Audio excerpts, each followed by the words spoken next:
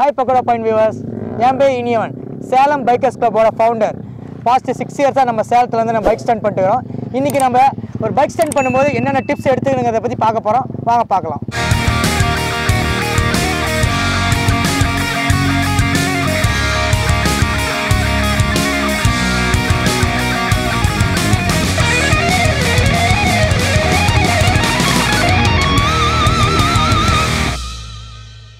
ஒரு bike stunt பண்றதுக்கு முன்னாடி நம்ம மெயினா चूஸ் பண்ண வேண்டியது ஒரு பைக்கை தான்.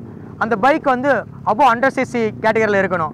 ரெண்டாவது அந்த வண்டி வந்து நம்ம ஸ்டண்ட்டுக்கு ஏற்ற மாதிரி ஆல்ட்ரேட் பண்ணிக்கணும். அது ஏன்னா அப்படி ஆல்ட்ரேட் பண்ணும்போது வண்டி வந்து விழுகும் பட்சத்தில் வண்டி அடிப்படாமல் இருக்கிறது தான் அந்த ஆல்ட்ரேஷன்.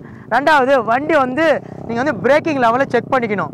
அப்படி பிரேக்கிங் லெவல் செக் பண்ணிட்டு தான் அந்த ஸ்டண்ட்டை பண்ணணும். ஏன்னா வண்டி வந்து பிரேக்கிங் கரெக்டாக இருக்கா, கிளச்செல்லாம் ப்ராப்பராக ஒர்க் ஆகுதா, ரெண்டாவது வண்டி டயர் கண்டிஷன்ஸ்லாம் பார்த்துக்கணும். அப்படி பார்த்துட்டு பண்ணும்போது தான் உங்களோட சேஃப்டினஸ் வந்து அதில் வந்து ப்ராப்பராக நீங்கள் பண்ணுற ஸ்டண்ட்டுக்கும் கரெக்டாக இருக்கும். நீங்கள் பைக் சூஸ் பண்ணதுக்கப்புறம் மெயினான திங் பார்க்க வேண்டியது விஷயம் தான் சேஃப்டி ப்ரிகாஷன்ஸ். அந்த வகையில் சேஃப்டி ப்ரிகாஷன் என்னென்ன இருக்குதுன்னு பார்க்குறீங்கன்னா ஹெல்மெட், க்ளவ், சேஃப்டி ஜாக்கெட், நீ பேட், ஷூஸ். இதெல்லாம் எதுக்குன்னா உங்களோட சேஃப்டிக்காக தான். ஒரு வேளை வண்டியிலேருந்து விழுகும் பட்சத்தில் உங்களை வந்து எந்த அடியும் படாமல் வந்து இது வந்து காப்பாற்றும். ஃபஸ்ட்டு நீங்கள் ஹெல்மெட்டை சூஸ் பண்ணும்போது நல்ல குவாலிட்டியான ஹெல்மெட்டை தான் சூஸ் பண்ணணும். கண்டிப்பாக அது ISI முத்திரை இருக்க தான் பார்க்கணும். ஏன்னா அப்படி இருந்தால் தான் நீங்கள் வந்து அந்த மாதிரி ஹெல்மெட்ஸ் போட்டு தான் சேஃப்டி ப்ரிகாஷன்ஸோடு செய்யணும்.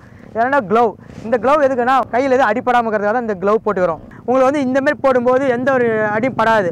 ரெண்டாவது இந்த கிரிப்னஸ்க்காக. ஸோ இப்போ நீங்கள் வந்து பைக் ஹோல்ட் பண்ணுறீங்கன்னா எந்த ஒரு அடியும் படாது. மூணாவது சேஃப்டி ஜாக்கெட், பாடியில் எங்கேயுமே நமக்கு அடிப்படாமல் இருக்கிறதுக்காக தான் இந்த சேஃப்டி ஜாக்கெட் ப்ராப்பராக போட்டுக்கிறோம். ரெண்டாவது நீ பேட், முட்டி போட்டு ஏதாவது ஸ்டண்ட் பண்ணுறோம் அப்படிங்கும்போது முட்டியில் எதாவது அடிப்படாமல் இருக்கிறதுக்காக தான். ஸோ அது வந்து உங்களுக்கு வந்து ஃபுல்லாக இந்த ஃப்ராக்சர் ஆகாமல் இருக்கிறது காப்பாற்றிடும். மெயினாக திங் ஷூஸ் வந்து ப்ராப்பராக நல்ல ஒரு ஷூஸ், ஸ்போர்ட்ஸ் ஷூஸ் தான் போட்டு தான் செய்யணும். அப்படி செய்யும்போது தான் உங்களுக்கு காலில் வந்து எந்த ஒரு ஃப்ராக்சரோ அடியோ படாமல் இருக்கும். ஸோ நீங்கள் வந்து இந்தமாதிரி சேஃப்டி ப்ரிகாஷன் வந்து கண்டிப்பாக ஃபாலோ பண்ணிங்கன்னா you can to best stunts. பைக்கும் ஒரு சேஃப்டி பைக் சூஸ் பண்ணது நீங்கள் மெயினாக சூஸ் பண்ண வேண்டியது ஒரு நல்ல ஒரு ட்ரைனர் தான். அந்த ட்ரைனர் எதுக்காகனா நீங்கள் ஒரு ப்ரொஃபஷனல் ஸ்டண்டராக வந்து உருவாகிறதுக்கான ஒரு ஃபஸ்ட்டு டிப்ஸு. ரெண்டாவது நீங்கள் கற்றுக்கிறது வந்து எந்த ஒரு அடியும் இல்லாமல் ஸ்டண்ட் ப்ராக்டிஸ் பண்ணும்போது எந்த ஒரு காயங்களும் இல்லாமல் பண்ணிடுறதுக்கு. மூணாவது நீங்கள் வந்து ஒரு நல்ல ஸ்டண்டராக வந்து சீக்கிரம் உருவாகிறதுக்கு தான். ஏன்னா அவர் வந்து சொல்லி தர டிப்ஸை நீங்கள் எடுத்தீங்கன்னா ஒரு ஸ்டண்ட் வந்து குயிக்காக நீங்கள் கற்றுக்க முடியும். நாலாவது கற்றுக்கிட்டு நீங்கள் ஒரு ப்ரொஃபஷனல் ஸ்டண்டராக மாதிரி பைக் ஸ்டண்ட் ஷோஸ் பண்ணலாம். அதுவே நீங்கள் ஒரு நல்ல ஒரு பைக் ட்ரைனர் கற்றுக்காமல் நீங்களாக ஓனாக பண்ணுறதுக்கு என்ன ஆகுனா நீங்கள் கற்றுக்கிறது வந்து டிலே ஆகும். ரெண்டாவது மெயின் திங், ஒரு ஸ்டண்ட்டை எப்படி பண்ணுறதுன்னு தெரியாமல் நீங்கள் ப்ராக்டிஸ் பண்ணும்போது விழுவதான சான்சஸ் ரொம்பவே அதிகம். அதே மாதிரி ரெண்டாவது நீங்கள் வந்து இப்போ நீங்கள் ஸ்டண்ட்டை வந்து ப்ரொஃபஷனலாக பண்ணுறதா இருக்காது. நீங்கள் ஒரு ப்ரொஃபஷனல் ட்ரைனர்ட்டுக்கு பண்ணிங்கன்னா ஒரு ப்ரொஃபஷனல் ஸ்டண்டராக மாறுவீங்க. அதே ட்ரைனிங் இல்லாமல் நீங்கள் பண்ணும்போது ஒரு ஸ்ட்ரீட் ஸ்டண்டராக தான் நீங்கள் மாற முடியும். ஆனால் நீங்கள் ஒரு ப்ரொஃபஷனல் ட்ரைனர்கிட்ட பண்ணிங்கன்னா ஒரு ப்ரொஃபஷனல் ஸ்டண்டராக மாதிரி ஒரு பைக் ஸ்டண்ட் ஷோஸில் நீங்கள் பார்ட்டிசிபேட் பண்ணலாம். நீங்கள் ஒரு நல்ல ட்ரைனிங் சூஸ் பண்ணதுக்கப்புறம் இதெல்லாம் தெரிஞ்சதுக்கப்புறம் நீங்கள் மெயினாக ஸ்டண்ட்டுக்குள்ளார் ஃபீல்டுக்கு வரும்போது நீங்கள் வச்சுருக்க main thing first aid kit. என்றைக்குமே நீங்கள் வந்து எப்பயுமே ஸ்டண்ட் பண்ணுறதுமே ஒரு ஃபஸ்ட் எய்ட் கிட்ட உங்கள் ஸ்டண்டர்ஸ் கிட்டயோ இல்லை நீங்களோ எடுத்துகிட்டு வந்துடணும். அப்படி வச்சுருக்கும் போது எந்த ஒரு ஸ்டண்ட்டில் ஏதோ சின்ன ஒரு காயம் ஆனால் இமீடியட்டாக ஃபஸ்ட் எய்ட் பண்ணிக்கணும். அது வந்து நம்ம எப்பயுமே பைக்கில் நாங்கள் இன்னமும் வச்சுருப்போம். ஸோ அது வந்து எதுக்காகனா ஒரு வேளை நீங்கள் ப்ராக்டிஸ் பண்ணுவோம் கை ஊனிட்டிங்கும் போது கை வந்து சுளுக்கு ஏதோ ஒரு காயமாக ஆயிடுச்சுன்னா இமீடியட்டாக ஃபஸ்ட் எய்ட் பண்ணிவிட்டு கொஞ்சம் ரெஸ்ட் ஆகும்.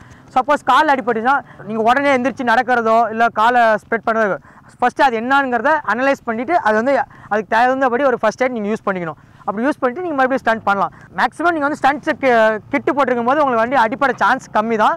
இருந்தால் ஒரு சின்ன கையில் வந்து காயமோ இல்லாத ஆகும்போது இமீடியட்டாக ஃபஸ்ட் எய்ட் பண்ணிக்கலாம். ஏன்னா பகோடா பாயிண்ட் வியூவர்ஸ், இந்த வரைக்கும் நான் சொன்னதெல்லாம் உங்களுக்கு யூஸ்ஃபுல்லான டிப்ஸாக இருந்துச்சா? பைக் சூஸ் பண்ணணும், சேஃப்டி கியர்ஸ், ஒரு நல்ல ட்ரைனிங், ஃபஸ்ட் எய்ட் இதெல்லாம் இருந்தால் தான் ஒரு பைக் ஸ்டண்ட்டுக்கு நீங்கள் போகணும். ஓகேங்களா? அதுக்கு முன்னாடி இப்போ வந்து வாங்க, இப்போ நான் வந்து உங்களுக்கு ஸ்டண்ட்ஸ்லாம் செஞ்சு காட்டுறேன். அதில் என்னென்ன வெரைட்டிஸ் இருக்குது உங்களுக்கு சொல்கிறேன். ஸ்டண்ட்லேயே நிறைய வெரைட்டிஸ் இருக்குது. நம்ம பக்கோடா பாயிண்ட் வியூவர்ஸ்க்காக ஒரு பேசிக் 5 ஸ்டண்ட்ஸ் வந்து உங்களுக்கு வந்து எக்ஸ்பிளைன் பண்ணி சொல்ல போகிறேன். அது வந்து ஃபஸ்ட்டு பார்த்தீங்கன்னா வீலி. அது வீலிங்கிறது வந்து ஃப்ரண்ட் வீல் லிஃப்ட் பண்ணிவிட்டு ஒரு டிஸ்டன்ஸ் போகிறது வந்து பார்த்தீங்கன்னா வீலி.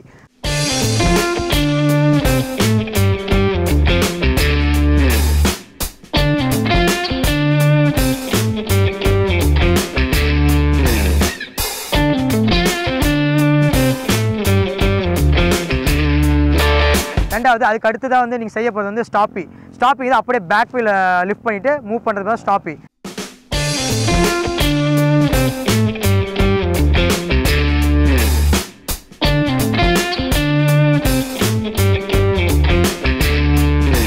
மூணாவதாக நீங்கள் பார்க்க போகிறது வந்து செயின்ஸா. செயினை வந்து சுழற்றும்ல அந்தமாரி வந்து பைக் வச்சு நாங்கள் சுழற்ற போகிறோம். அதுக்கு பேர் தான் வந்து செயின்ஸா.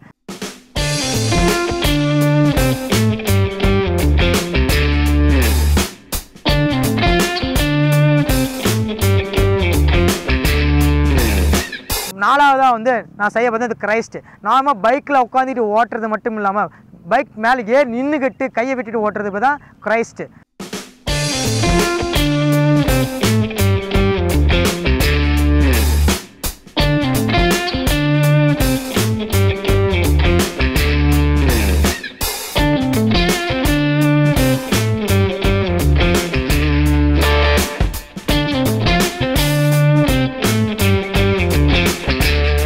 அஞ்சாவதாக நம்ம பண்ணிட்டு இருக்கிறது வந்து பேர்ன் அவுட். இது வந்து ஸ்டண்ட்டோட ஃபினிஷிங் மூவ்னு சொல்லுவாங்க. இது வந்து டயரை சுழற்றி அதுலேருந்து வர புகையை வச்சு ஸ்டண்ட் வந்து ஃபினிஷ் பண்ணுறோம்.